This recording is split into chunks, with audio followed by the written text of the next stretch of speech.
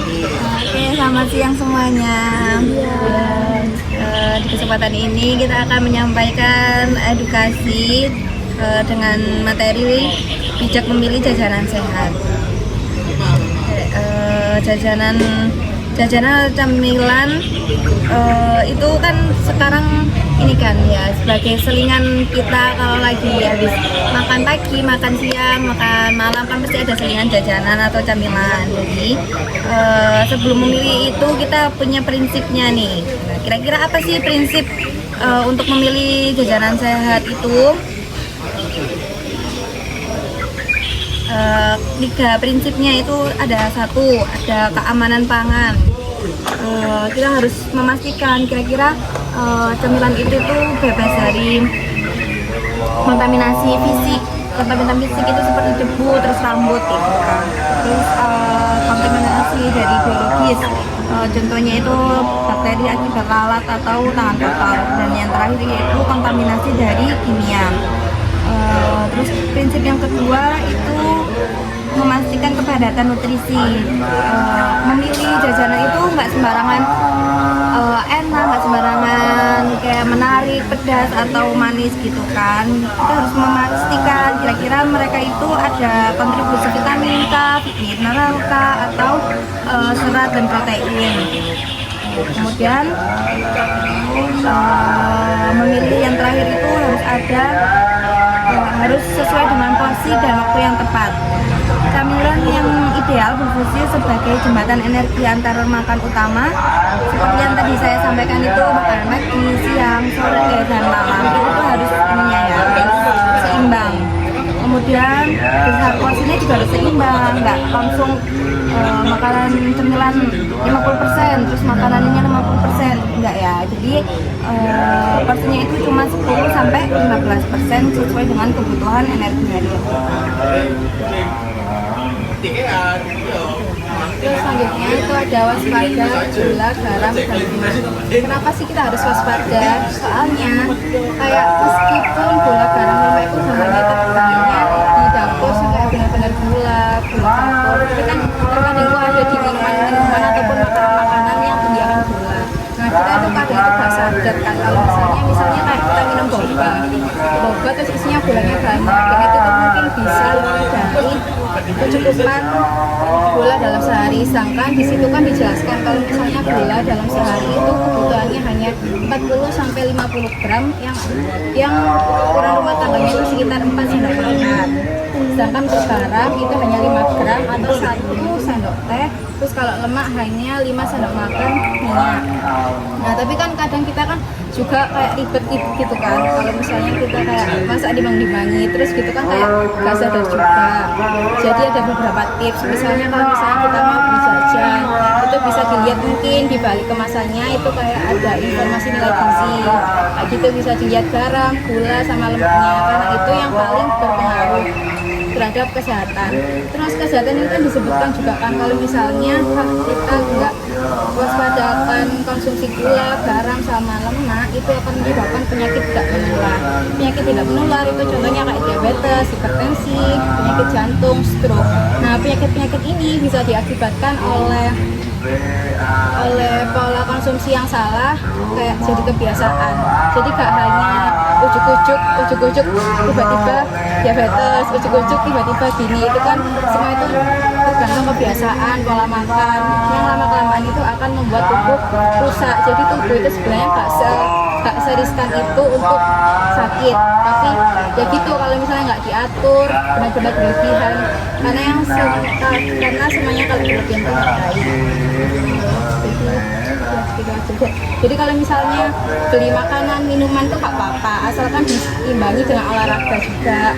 Terus ya jadi self reward aja lah ya, nggak yang Nah, selain dari jajanan kekinian tadi, solusi jajanan lokal desa biasanya ada getuk, tiwul, atau nogosari, bingung, dan juga kacang atau jagung rebus. Nah, di sini kalian ada nggak yang suka dari jajanan lokal gitu, apa gitu? Yang di pasar ya, dan pasar gitu. Nah, benar. Nogosari. Kenapa Nogosari ini mengandung sumber karbohidrat dari tepungnya, kemudian menggunakan pisang asli dan tanpa pengawet sintetis. Nogosari ini menggunakan metode pengolahan dibungkus dalam daun yang mana memberikan bahan alami yang digunakan. Kemudian kacang atau jagung rebus, protein nabati tinggi, kaya serat, pangan, indeks glikemik rendah, yaitu dengan direbus. Kemudian getuk atau tiwul, sumber karbohidrat kompleks, kaya serat, rendah lemak jenuh, yaitu kemudian dikukus. Memilih jajanan lokal tidak hanya dilihat dari menunya saja, tapi bagi kesehatan tubuh kita, karena minimnya zat-zat yang sintetik juga ikut serta dalam menggerakkan roda ekonomi sirkulat pada pelaku UMKM dan petani lokal. Jadi kalau kalian lebih suka ini lokal, jadi sebaiknya pilih yang kayak akan serat, protein, nabati, jadi untuk membantu UMKM lokal.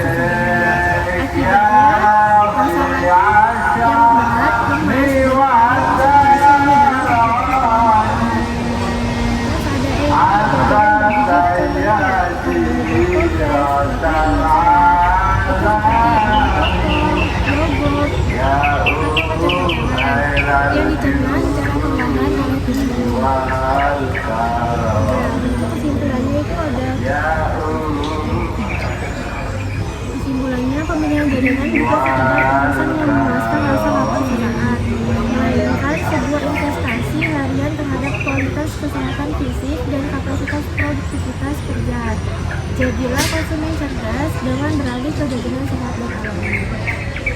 Nah, dari yang kami sampaikan, apakah ada pertanyaan kalau pemilihan jajan yang baik gimana, yang tren saat ini, atau apa, tanya aja. Kita sharing-sharing aja, bisa aja, gak usah jangan santai.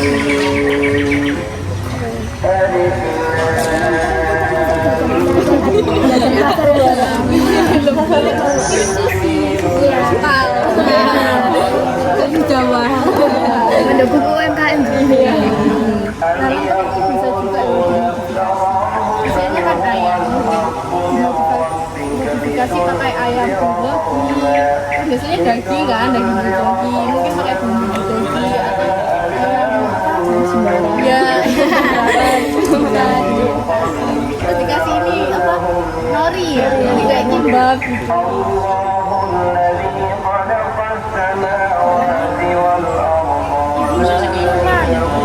Boba ya yang sekarang marak. Ini ada inovasi lokal kayak gini.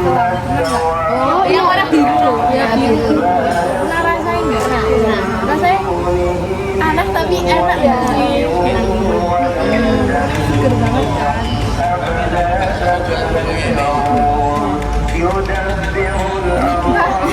Ya, semoga yang nanti sampaikan saat kalian terus dalam pembinaan jajan ini benar-benar diterapkan ya. Sekian dari